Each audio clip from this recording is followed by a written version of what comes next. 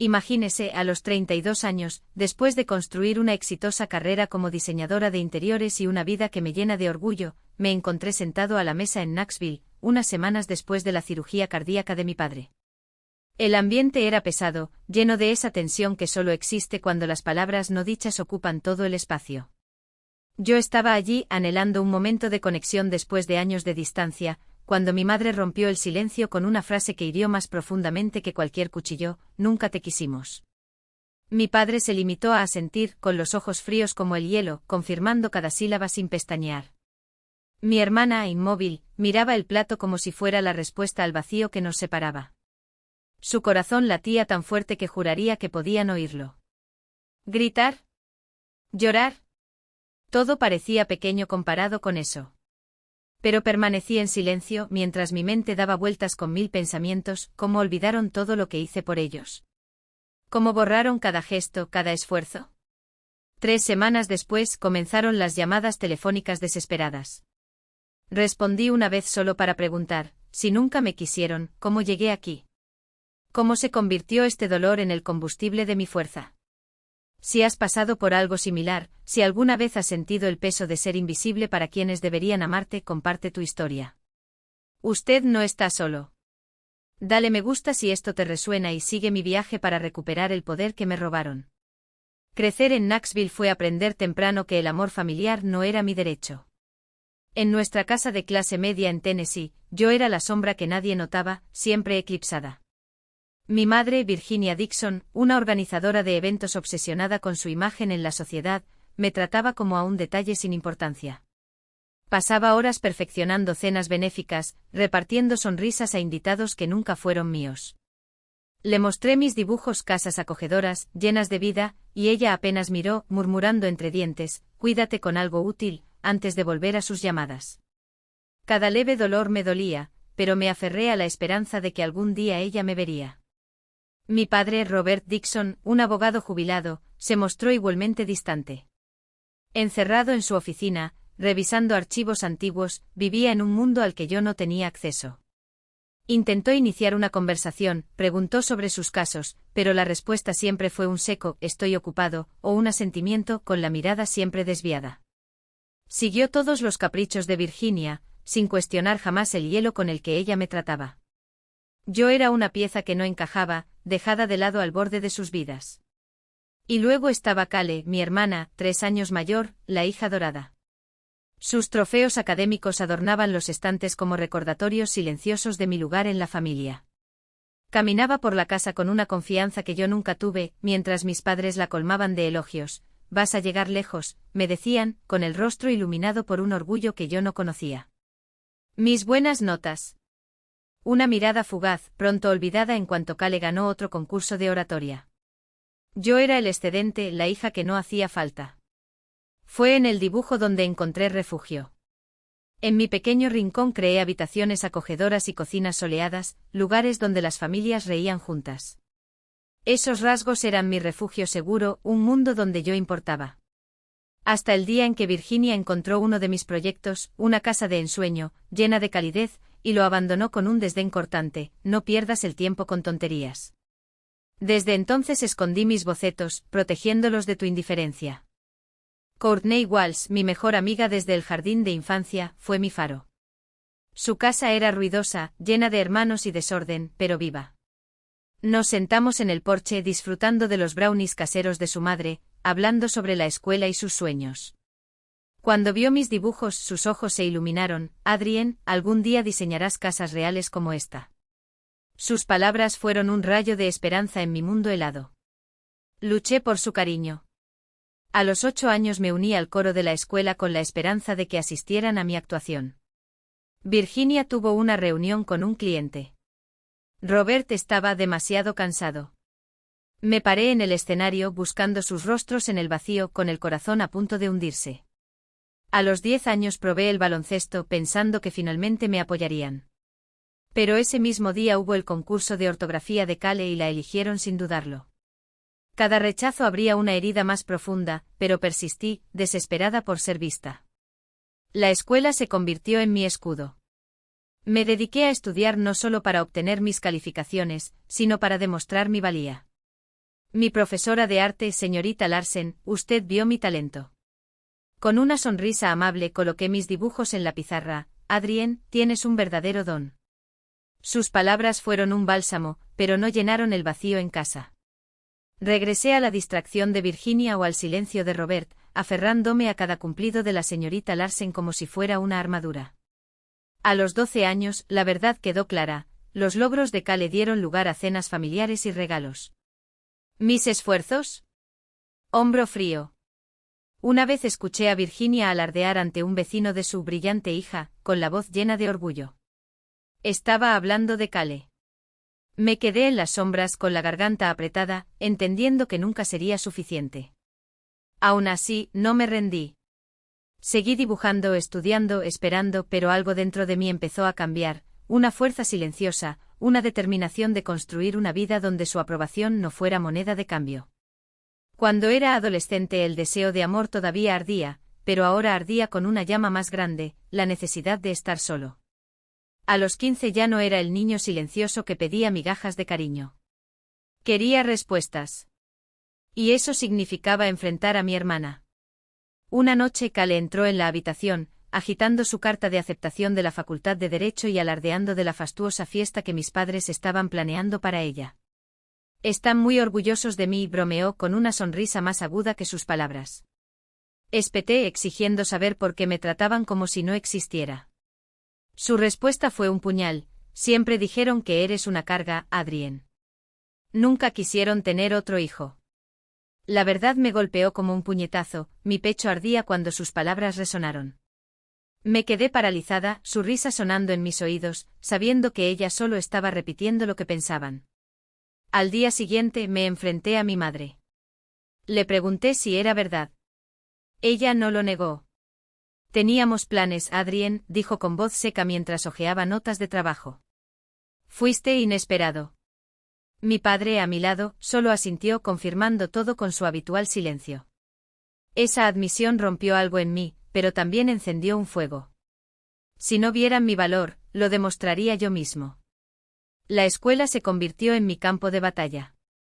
Me lancé a concursos de diseño, creando diseños innovadores y paletas atrevidas. Mi primer proyecto, una biblioteca minimalista, quedó en segundo lugar en un concurso regional. Corrí a casa con el certificado en la mano, esperando encontrar un rayo de orgullo. Mi madre me miró distraída, qué bueno, y volvió a su celular. Mi padre ni siquiera levantó la vista del periódico. Me dolió, pero no me detuvo. Participé en otro concurso, esta vez diseñando un centro comunitario inspirado en los espacios abiertos de Knoxville. Gané el primer lugar, un pequeño premio en efectivo y una mención en el boletín escolar. Esperé a que se dieran cuenta, que dijeran algo, pero nada. Mientras tanto, Cale recibió un nuevo cuaderno por otro logro en la Facultad de Derecho. La señorita Larsen, mi profesora de arte, se convirtió en mi apoyo. Cuando vio mi proyecto de biblioteca, me llamó después de clase. Tus obras tienen alma, Adrien, dijo con los ojos llenos de una calidez que no conocía en casa. Esas palabras fueron el empujón que necesitaba para seguir adelante, incluso cuando el mundo que me rodeaba insistía en ignorarme. Cada transferencia era una nota silenciosa: mira, yo importo. Mira, puedo ser más de lo que viste. Pero las respuestas, cuando llegaban, eran siempre las mismas: un gracias, querida, escrito distraídamente por Virginia entre reuniones, o el depósito confirmado sin una palabra de Robert. Nada de ¿cómo estás?, nada de te extrañamos. Solo el sonido sordo del dinero cayendo en una cuenta que en realidad nunca me alojó. Aún así persistí. Porque en el fondo todavía existía en mí la chica que alguna vez diseñó una casa imaginaria con habitaciones para todos. Ella creía que si demostraba mi valía con monedas y billetes, tal vez, finalmente la verían.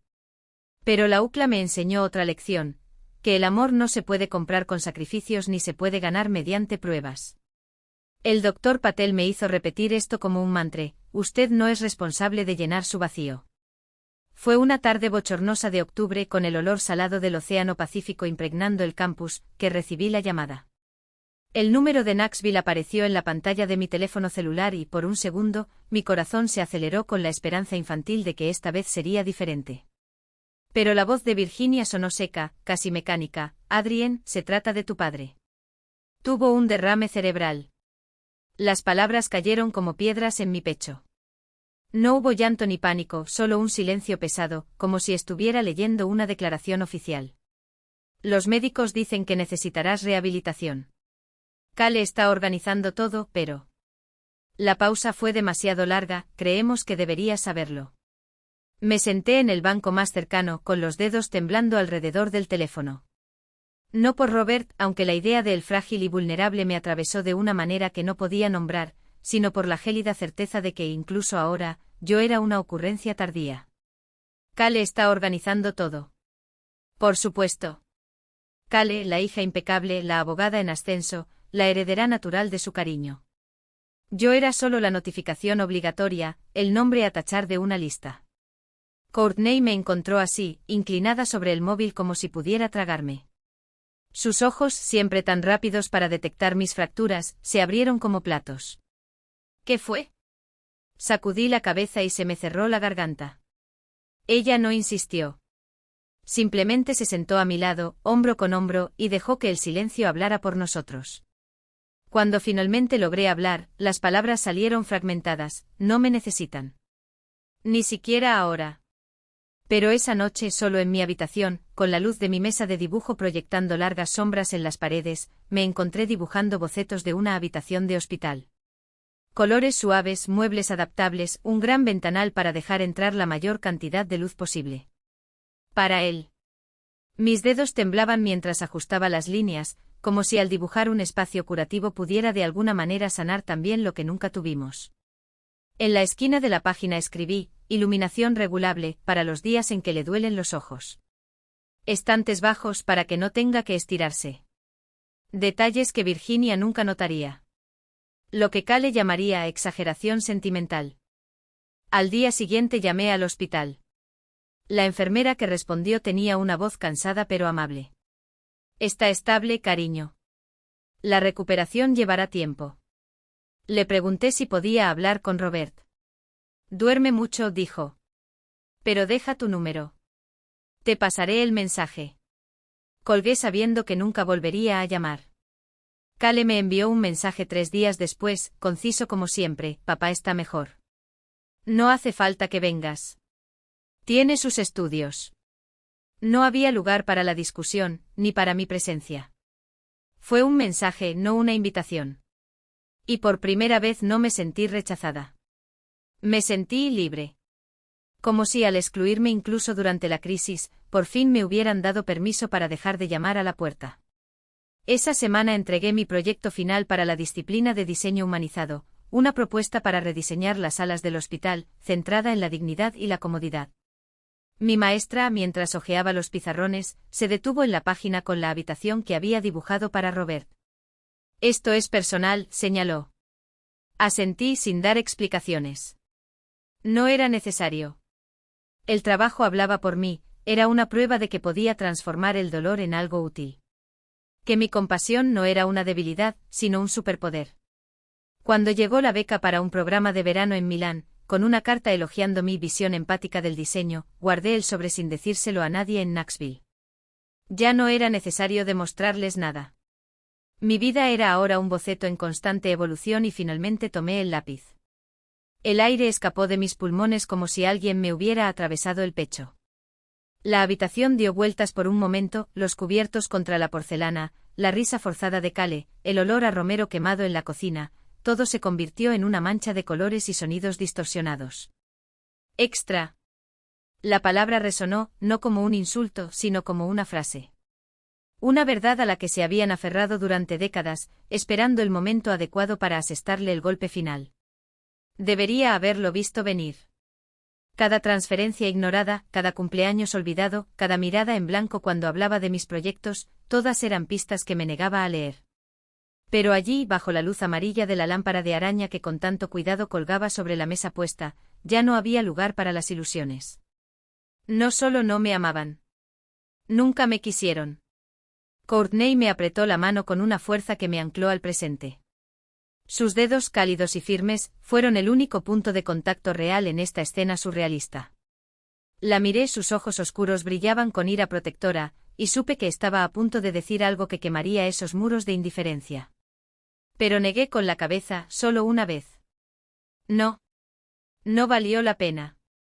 Maya, siempre perspicaz, empujó su silla hacia atrás con un crujido. Ustedes son increíbles, dijo con ironía goteando de cada sílaba mientras tomaba su copa de vino. Lograste convertir una cena en una sesión de terapia grupal sin pagarle al terapeuta. Felicitaciones. Lucas, a su lado, tragó saliva, pero no apartó la mirada cuando Virginia lo fulminó con la mirada. Simplemente tomó mi otra mano y su pulgar trazó círculos reconfortantes sobre mi muñeca. Cale se rió, un sonido falso y agudo. Dramático como siempre. Adrien sabe que no es personal. Tomó un sorbo de su martini y los cubitos de hielo tintinearon contra el cristal. Es solo que bueno, ya sabes cómo son las cosas. Familias complicadas y cosas así. Complicado. La palabra era demasiado pequeña para el peso que llevaba. Fue un proyecto complicado con plazos ajustados. Era complicado cuando un cliente cambiaba de opinión en el último momento. Esto, lo que me habían hecho, era cruel. Fue una elección deliberada, repetida a lo largo de años, tratarme a mí mismo como un error que debe ser tolerado, nunca aceptado. Me levanté. No con dramatismo, no con lágrimas, solo con una calma que me sorprendió. La Adrien de hace años habría suplicado migajas de cariño, se habría disculpado por existir. Pero esa versión de mí había muerto una mañana en Los Ángeles, entre bocetos de proyectos y cuentas bancarias en números rojos, mientras aprendía, poco a poco, que merecía más. Tienes razón, dije, mi voz tan firme que incluso yo quedé impresionado. Soy extra. Se hizo el silencio sobre la mesa. Incluso Cale dejó de revisar su teléfono. Extraordinario, continué, recogiendo mi bolso. Extremadamente talentoso. Extraordinariamente generoso, a pesar de todo. Recurrí a Courtney, Maya y Lucas, mi verdadero refugio. Vamos. Hay un bar en el centro con mi nombre. Virginia abrió la boca, pero no salió ningún sonido. Mi padre, por primera vez en su vida, parecía haber encontrado algo que decir, le temblaban las manos sobre la servilleta, pero no esperé. Allí no quedaba nada para mí. Ni siquiera la ira. Solo un vacío limpio como un lienzo en blanco después de borrar un mal borrador. Afuera, el aire nocturno de Knoxville era fresco contra mi piel caliente. Courtney me rodeó con sus brazos, su familiar aroma, vainilla y tinta de bolígrafo, me envolvió como un abrazo que no sabía que necesitaba. Tú lo eres todo, Adrien, me susurró al oído. Ni siquiera merecen las migajas de lo que construiste. Respiré hondo y sentí que el peso de décadas se quitaba de mis hombros. Por primera vez le creí. Y lo más importante, creí en mí mismo. La cena ardía en la chimenea de la casa que ya no era mía. Pero por la mañana, cuando el sol salía sobre Chicago, estaba en mi oficina, lápiz en mano, esbozando un futuro en el que yo no era extra, yo era la pieza central. Y esta vez a nadie se le permitiría borrarme. El proyecto de Chicago no fue un trabajo más, fue mi respuesta silenciosa a años de invisibilidad. Un centro comunitario con paredes de vidrio reciclado, techos verdes que respiran con la ciudad y espacios que abrazan en lugar de excluir. Cada línea del diseño gritaba lo que nunca habían podido escuchar: merezco existir aquí. Merezco ser visto. La prensa lo calificó de revolucionario. Los vecinos desde casa. ¿Y yo? Por primera vez no tuve que justificar mi lugar en la mesa. La mesa era mía. Mientras Lucas intentaba con esa cortés terquedad suya, entablar una conversación con Virginia sobre befas y horarios, ella lo despidió con un gesto tan frío que hasta el aire de la habitación se congeló. No es asunto tuyo, interrumpió ella, sin siquiera mirarlo. Mi padre, tamborileando los dedos sobre la mesa como si marcara el tiempo en una vida que nunca supo cómo llenar, murmuró algo sobre la comida: está buena, pero sus palabras sabían a aserrín. Cale, siempre lista para el golpe final, se rió como si le hubiera contado un chiste trágico.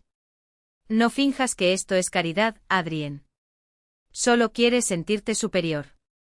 Cada una de sus frases fue una piedra arrojada contra el cristal que había pulido durante años. Pero esta vez, en lugar de romperse, el cristal reflejó su propia fealdad. Serví el postre con manos firmes, aunque mi pecho ardía como si hubiera tragado brasas. Masticaron en silencio, ajenos al hecho de que cada bocado era un favor que nunca pidieron y nunca agradecieron. Cuando Virginia finalmente dejó escapar un gracias, que fue demasiado rígido para ser sincero, supe que no era por mi culpa, sino por el protocolo social, por el desempeño de una familia que solo existía en fotos. Mi padre se hundió en la silla como si la gravedad lo arrastrara hacia un pozo de su propia creación. Cale se fue sin despedirse, el clic de la puerta resonó como un punto final. Solo Courtney, Maya y Lucas permanecieron, lavando platos a mi lado en un silencio que valía más que todas las palabras de esa noche. Sus tímidas sonrisas eran faros en la niebla de mi pasado. En esa cocina, entre migas de tarta y tazas medio llenas, entendí, podía pagar cada factura, cada deuda, cada error, y seguiría siendo el extraño en mi propia casa. La hija que nunca debieron tener, como reveló Virginia años antes, borracha de vino y rencor. Salí al amanecer con el sol de Chicago esperándome ya al otro lado de la carretera. No miré atrás. Allí, en medio del bullicio de las obras y el olor a café recién hecho en mi oficina, lo reconstruí todo, esta vez sobre cimientos que ninguno de ellos podía sacudir. El complejo de viviendas sostenibles no era solo hormigón y plantas, fue una prueba de que podía crear belleza donde otros solo veían escombros. ¿Elogios de la crítica? Un eco lejano de lo que realmente importaba, los niños del barrio que ahora tenían un lugar seguro donde jugar, los ancianos que encontraban sombra en los jardines que diseñé. Durante años había suplicado migajas de su afecto. Pero fue el "nunca te quisimos" de Virginia, arrojado a mi cara como un cuchillo oxidado, lo que finalmente me liberó. Esa cruda verdad ardió hasta purificarse, no necesitaba que estuvieran completos. 3 semanas después sonó el teléfono. La voz de mi madre temblaba, fina como un pañuelo de papel. Adriana, estamos en problemas. La casa, los pagos. Las palabras se prolongaron, cargadas de vergüenza, forzadas, tardías. Como si no fuera suficiente con haber pagado la cirugía de mi padre, las facturas que escondían, las cenas que quemaban en mi garganta. Como si todavía le debiera algo a alguien que solo me dio deudas emocionales. De pie frente a las ventanas de mi apartamento con el horizonte de Chicago palpitando con luces que me pertenecían, sentí que el peso de décadas se fundía en algo ligero. Casi riendo. Nunca me quisiste, repetí, y esta vez no fue una acusación, sino un hecho. Un hecho que, finalmente, ya no duele. No voy a salvarte. El clic del teléfono fue el sonido más dulce que había escuchado en años. Cale llamó al día siguiente, su voz aguda como una navaja. ¿Vas a dejar que perdamos todo?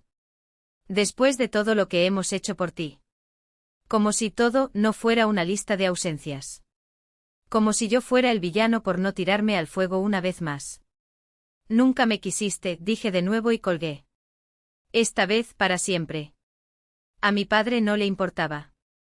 Su silencio fue el grito más fuerte de todos, un reconocimiento tardío de que, sin mi culpa para alimentarlo, ya no tenía poder sobre mí. Bloqueé sus números como si se estuvieran pudriendo en mi mano. No fue venganza. Fue justicia. Fue el cierre de una puerta que debería haber estado cerrada con llave hace mucho tiempo. En Knoxville, el castillo de naipes al que llamaban familia se derrumbó sin mi toque. Virginia vio a sus clientes evaporarse, asustados por la desesperación que rezumaba en cada correo electrónico desesperado. Su perfecta sonrisa de anfitriona se desvaneció junto con las facturas impagas. Mi padre, que alguna vez fue un falso pilar de la comunidad, se encogió en su sillón y las visitas se hicieron cada vez más raras hasta que desaparecieron. Cale, la impecable abogada, se topó con un caso mal manejado y descubrió, demasiado tarde, que sus amigos eran tan leales como ella lo había sido conmigo. No fui yo quien los destruyó. Era la ley del retorno, cosechamos lo que sembramos. Y no habían sembrado nada más que vacío. Mientras tanto, en Chicago mi vida floreció en colores que ellos nunca pudieron ver. La fundación que creé no fue un gesto caritativo, fue un legado.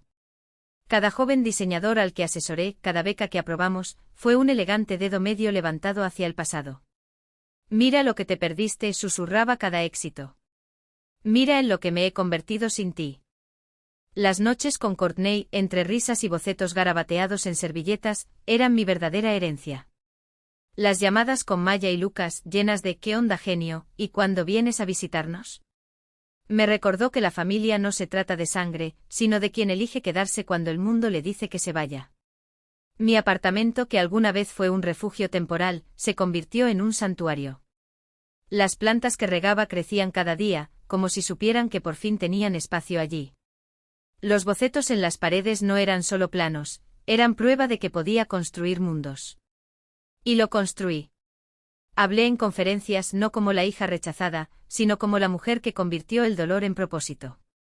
Cada aplauso fue un recordatorio, mi voz siempre mereció ser escuchada. Cada estudiante que me miraba con ojos brillantes era un espejo de lo que yo podría haber sido, si alguien hubiera creído en mí. Hoy cuando miro hacia atrás no veo ruinas. Veo un puente quemado y agradezco las llamas. Porque del otro lado estaba yo. Completo. Gratis. Y por primera vez en casa.